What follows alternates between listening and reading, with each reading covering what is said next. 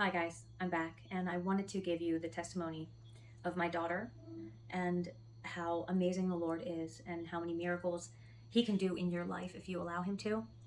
And I know that the Lord has told me to do these videos as a testimony for him, and so that's why I'm doing them.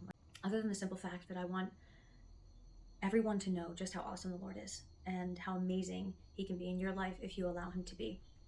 So today I want to share the testimony of my daughter and how amazing the Lord pulled through this pregnancy.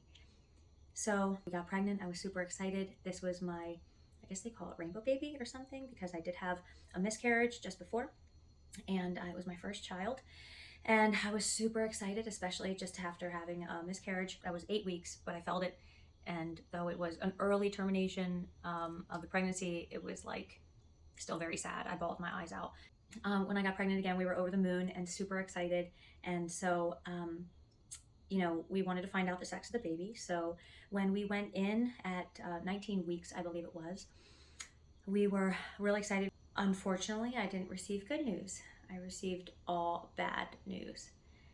They told me that I had low amniotic fluid, that my child was measuring very small, that they couldn't tell the sex of the baby because its legs were wrapped up like this, and so there was no way to see whether it was a boy or whether it was a girl. The bowels were what was called echogenic, which means they looked like as dense as bone, and it can mean a number of different things: chromosomal problems or possible cystic fibrosis. So we were kind of devastated, not because of a potential um, you know abnormality per se, but the fact that she may not have even, like, the idea that she may not even be born was a very good possibility, because it also said in her paperwork that she only had one kidney. And just to testify, I have the paperwork to show that it says a repeated ultrasound reaffirmed, in addition, significant reduced amniotic fluid levels, poor interval growth, and a single kidney were noted. So that is in writing from the hospital. We were given the option to terminate the pregnancy, but they did want to have me come back and wait 2 more weeks to see what the prognosis was and if anything had resolved or gotten better. So I left in complete and utter, I was just bawling my eyes out, and I was so sad. And I left the hospital, and my mom said to me, "Janelle, you are a woman of faith, and you know that God can do anything, and He is the God of impossibilities." And as I was in the elevator when she was saying this, as we were heading down to our vehicles, I just remember thinking, she's right. I mean, all of my life, I've trusted in the Lord to take care of everything, right down to silly things like, I shouldn't say silly, but, asking the Lord where I should go to college and what I should do with my life, and Him always answering every prayer. I mean, I really can't think of a time when He did not answer a prayer. He has responded every time, because I consider the Lord my friend and I love Him with my whole heart. Again, which is the reason why I'm doing these videos, because I want you all to see just how amazing He is. So I'm in the elevator and I'm going down, and I just remember thinking, Lord, please forgive me. Please, please forgive me. And it chokes me up. I'm going to get through this without crying, maybe. But I said, Lord, please forgive me, because I know that you're in control and you have this child. And I need to have faith, Lord. I need to have faith and trust in you and believe. And so we went home. My mom at that time had anointed me with oil. We prayed for healing. And from that moment on, I decided that I would not go back to the doctor. Now, you may think that that is just a stupid idea, and I can understand that to a degree. But in my heart, I knew that if I went back, it would only be bad news. So I do have to rewind. I forgot a part. After that very first appointment, I did go back because they gave me the option for a CVS test. And so they basically, instead of pulling amniotic fluid, they pull cells from the placenta. And so I did decide to have that done. And so I did go back in at the 22-week mark. So I went in initially at 19 weeks. And then I went back in at 22 weeks. And that was when that whole elevator episode happened, was after that. But let me tell you about the 22-week scenario. So everyone was there. It was my mom, my dad, my in-laws. And so we went in, and I had the CVS test done, and they took the cells. And of course, the prognosis was even more terrible than before. Definitely only one kidney, and even lower amniotic fluid. And the bowels looked even worse than they did the first time as far as being echogenic. They looked even more dense in the ultrasound. And so that was when I was in the elevator and decided, okay, Lord, this is your child, and I need to have faith and belief.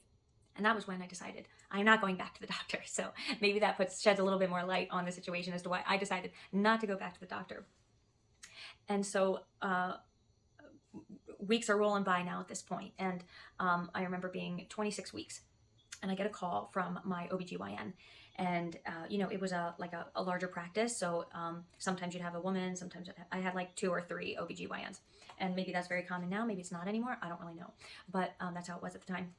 And so I got a call from one of my male OBGYNs at the time. And he said, Janelle, listen to me. I don't know what's going on. He said, we don't know what's going on with the pregnancy. We haven't heard from you. You've canceled all your appointments. He said, and I really don't think that's a good idea.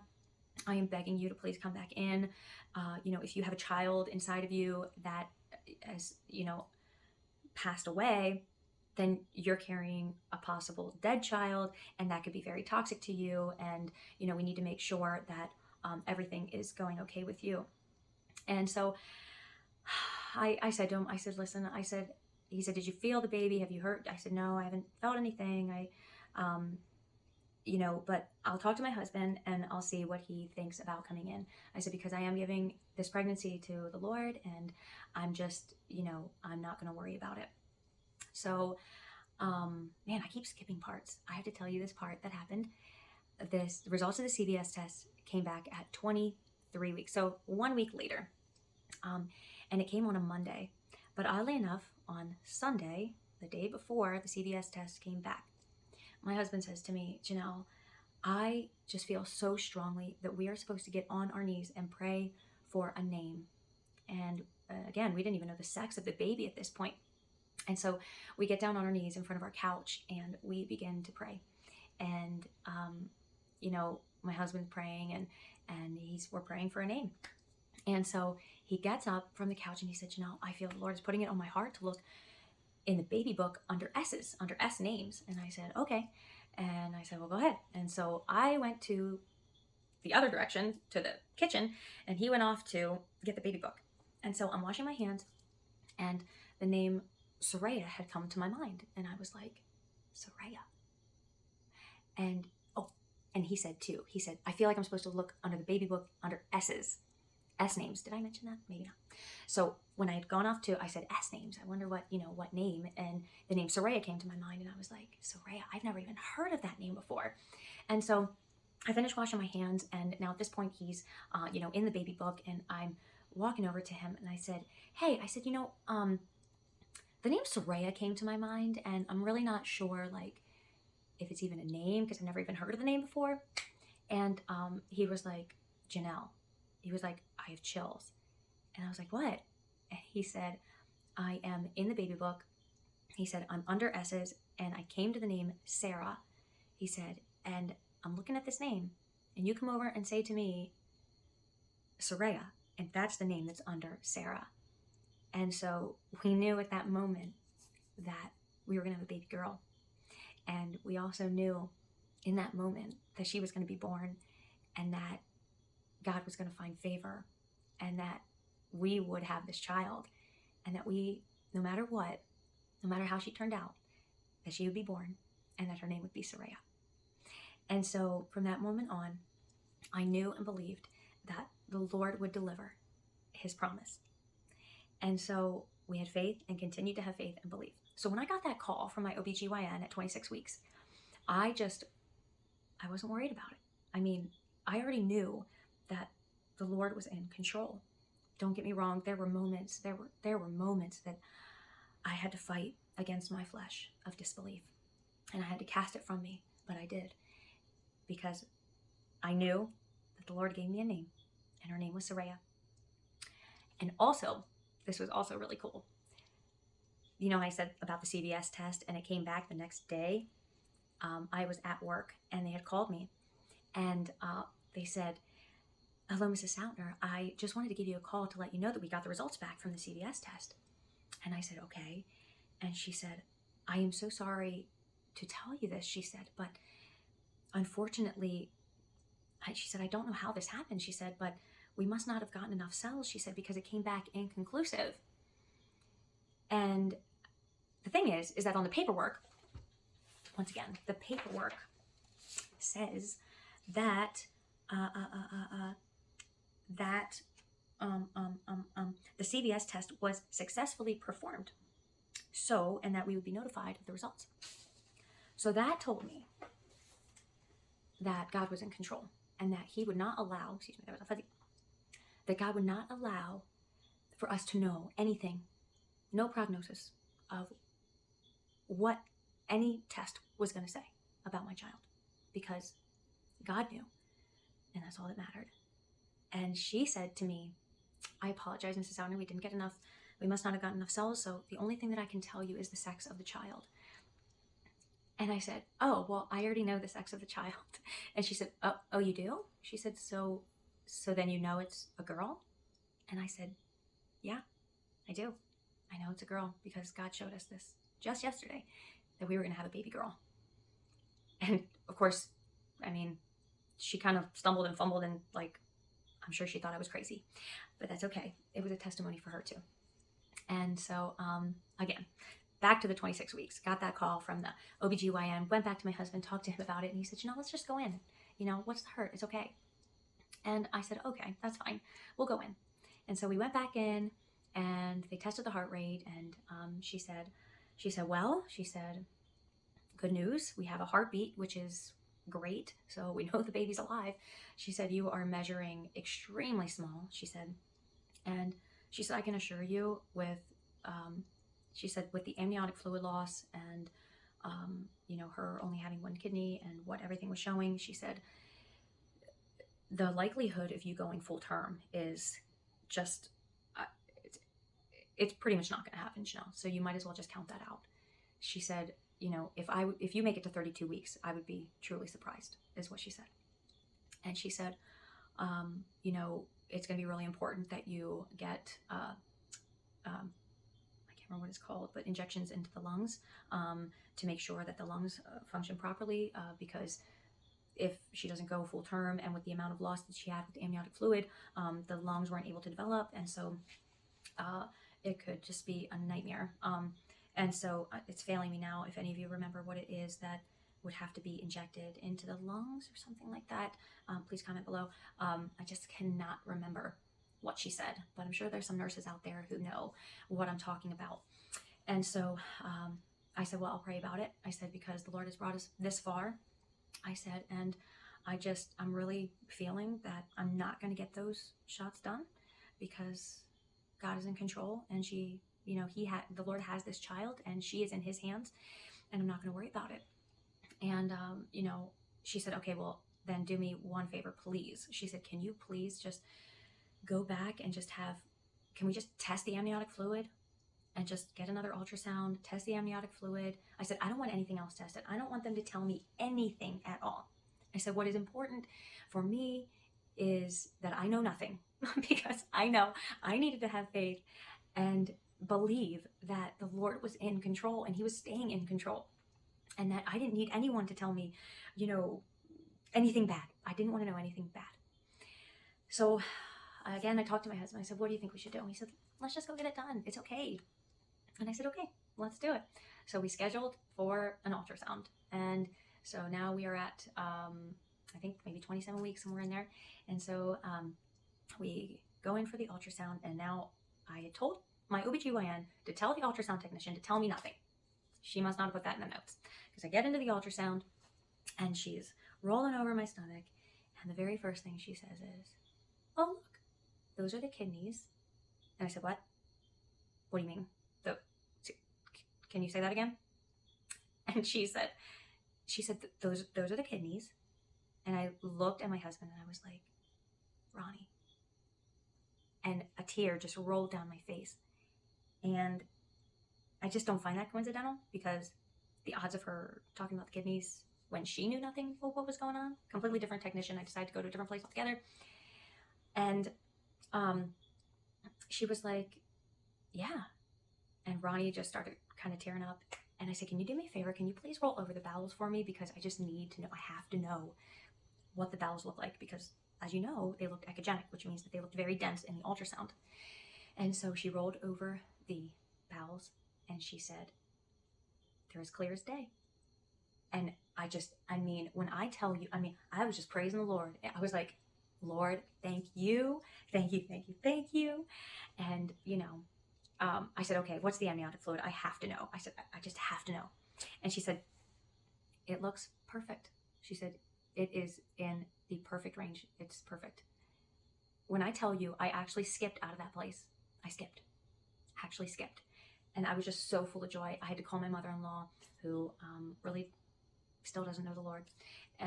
But it was a witness to her.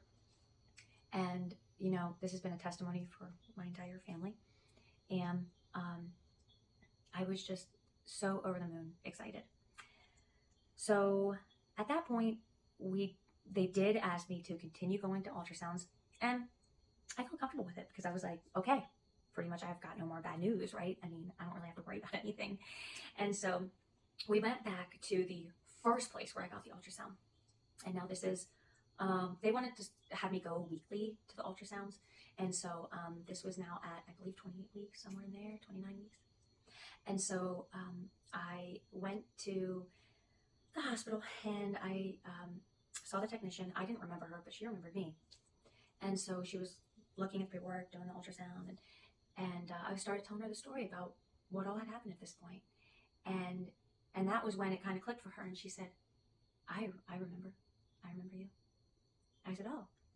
She said, I can't believe what I'm seeing. And she said, excuse me. And her face just got, you could tell like something, I don't know what happened. She literally like ran out of the room so fast. And I was like, Ronnie, what happened? And he was like, I don't know. And so she comes back in the room and you could tell she was like crying. And she goes, I am so sorry. And I know it seems unprofessional. She said, but I know what I saw. She said, I know what I saw when I was with you during that first, when you'd come in for the CVS test. She said, I know what I saw. She said, and what I'm looking at now is so different. She said, I know I've witnessed a miracle. And you could tell that she had been crying. And she said, I apologize. She said, I had to tell you that the doctor will be right in. And so she had walked out and the doctor came in. And so, I started telling him a little bit about the story. I'd never met him before. And he said, I can tell you so many things more that could be wrong. She's still measuring small. He said, and as your doctor, I'm supposed to tell you everything that could be wrong. He said, but I know your kind of faith. He said, I'm going to tell you a story. He said, I have a son. And at the time he was in Iraq, he said, and I felt like I was supposed to get on my knees and pray for him. He said, I felt like something woke me up in the middle of the night and I prayed for my son. And I found out that at the time that I was praying for my son is when an IED hit while he was in Iraq, and shrapnel had hit his face and blood had covered him, and there were shreds and mud and shred and shrapnel, and they put him on a gurney and began to wipe away, and what they thought would be flesh that they were wiping away, it was, and all this blood that was all over him. He said his face came completely clear and there was absolutely nothing wrong with him. He said, so I know the kind of faith that you have and I know who you serve.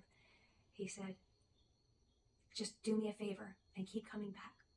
Keep coming back to these ultrasounds. He said, just so that we can continue monitoring, but keep your faith. And I said, okay. And so it was at that point, I'm sorry, I get so emotional. It's so tough talking about this story so many years later even. But so I ended up having a dream. Now, this is weeks later. I had gone to the ultrasound appointments like I said that I was going to. I promised him that I would, and so I did. But at the 35-week mark, we were to go in for an ultrasound that Wednesday. And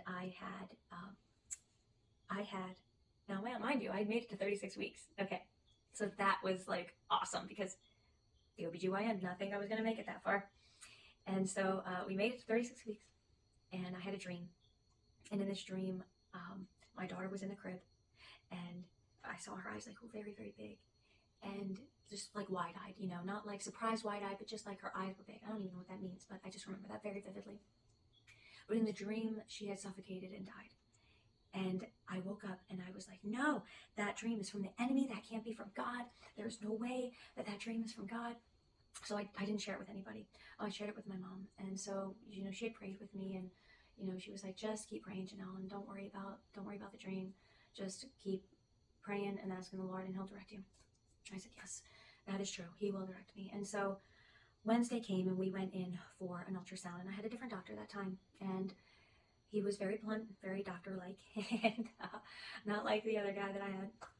And he said, now at that point, I only had technicians, so this was the last time that I actually had a different doctor. The last one that I had seen was that doctor who had told me about his son. All the others were just technicians throughout the weeks, and I'd go home, and no big deal. But this time I knew it was serious, because after the technicians saw me, the doctor came in, and he said, I need to have a more serious conversation with you two. And he said, I think it's important that we induce, and that you gather your things and you come back and you have this child. And I was like, what's going on? And at that point I was 36 weeks and 4 days or something like that. And he said, she hasn't grown at all since the last time we saw her. We don't know if it's the placenta. We don't know if it's the artery that's leading into her liver. Help me out, guys. I'm not medical. But something like that is keeping her from growing. We're not sure, but the problem is that she may not even be getting nourishment at this point, and so that is a very big concern, and something is wrong. He said it's going to be really important that, he said, in my opinion, that you get this done and you come back and get induced. And I said, well, now at this point I'm thinking, okay, that I wasn't really thinking with the dream at that point, but I was thinking, okay, I've put everything in the Lord's hands at this point. I just, is this putting it into man's hands now? And just, these things are just going through my mind. And I said, can you tell me, what would happen if we decided not to, and we just allowed this to just draw out and allow her to decide when to come? And he said, well, there's a very good chance that she could suffocate and die, because if it's the cord, if it's the placenta, then she wouldn't get what she needs, and so she would end up suffocating. And that word that he used was very significant to my dream, and I immediately just got choked up, because I knew in that moment that was the significance of the dream, and that it was a warning, and that this was why. And so I said, can you give my husband and I a minute? And so he walked out, and before I could say anything, Ronnie said to me, that's my husband's name if you haven't figured that out, but Ronnie said to me, Janelle, he said, and now I just started crying. He said, Janelle, I just knew when we came in today, I just had this feeling that we would be having this child.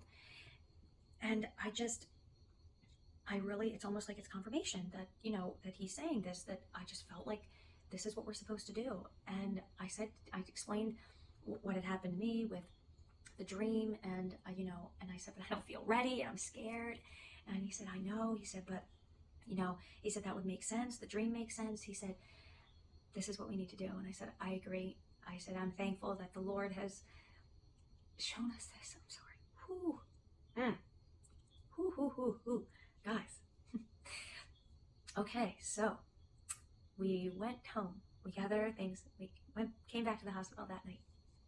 And I got induced, I think it was that night, and I slept it off till morning. Yeah. And so I slept, and I woke up, and I slept great. Or did they induce me that morning? I can't really remember. Maybe they induced me that morning. I don't know. But anyway, got induced. Oh, they put the gel or something like that. Do you guys know what I'm talking about? The gel? Um, and I guess maybe, I don't know, something. I don't know. Help me out, nurses. What is it? What am I talking about right now? You know, I know you know. But anyway, I did sleep though, so maybe it wasn't super strong. I don't know. But anyway, the next morning I woke up and uh, they ended up, oh, I think I know what it was. They were trying to make it go faster. So they ended up giving me Pitocin then, which really brought it on. And so my water broke. And um, so after my water broke, that was when, things really started rolling, started getting contractions. And but what happened was that Soraya's heart rate started to drop and it plummeted to the point where it was like the doctor came in and she said, we need to get her in for an emergency C-section right now. And the nurse started prepping me. She started shaving me, catheter, the whole nine. And my sister had heard what happened, and she went out, and my mom was out there, and my husband, and they began to pray, and they began praying that Soraya would be okay. And I didn't know that any of that happened, but I was praying, Lord, your will be done, your will be done. I know this child is going to be born and I'm not going to worry about it. But the Lord knew my heart, and he knew the desire of my heart, and he knew how badly I wanted, like, skin to skin. And he also knew how badly I wanted to do a vaginal birth and how important that was to me. But at the same time, I wanted what he wanted, and I wanted what he desired. And my heart is always in the place of, I want always what he wants. Does that make sense? I hope that makes sense. But I want my heart to always be his desire and not my own. So I thought, well, Lord, if you want me to have a C-section, then I will have a C-section. Oh, guys. Ooh, tough. And I decided that it was going to be okay. The nurse at the time, she was shaking. She was literally shaking. I don't know if it was her first time. She was kind of, because the heart rate was, it was so low. It was like boom, boom, boom, boom. And so she ended up dropping, as she's shaving me, she dropped the razor. And I said, listen, it's okay. It's going to be okay. And I can't remember what she said, but she just, she kind of gathered herself. And so I was prepped. I was ready to go.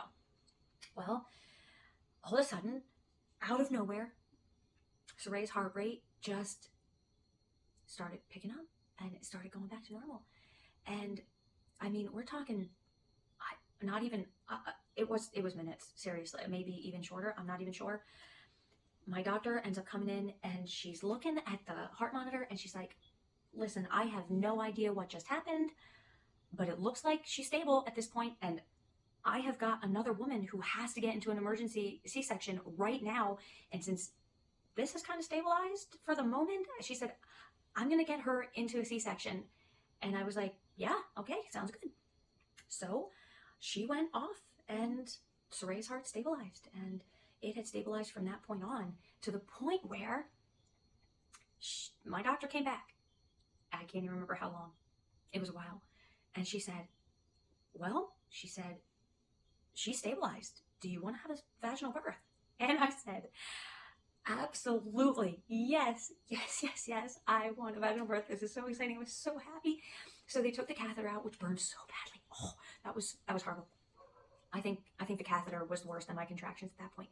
But anyway, I had sang professionally, and it was just something that was on my heart to I literally prayed through song, my contractions.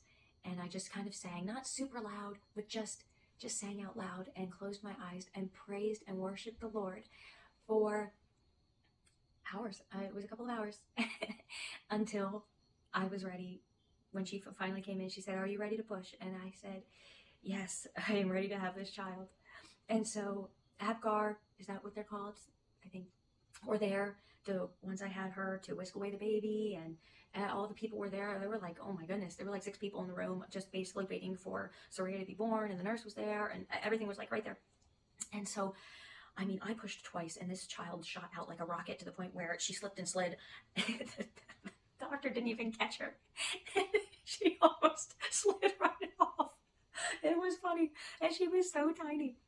And they whisked her.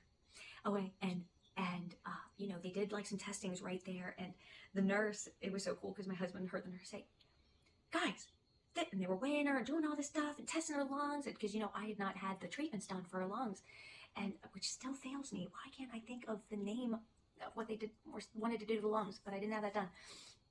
And so the nurse says, guys, excuse me, but there's nothing wrong with this baby. We're not taking this child to the NICU. This baby does not need to go to the NICU. She's just small.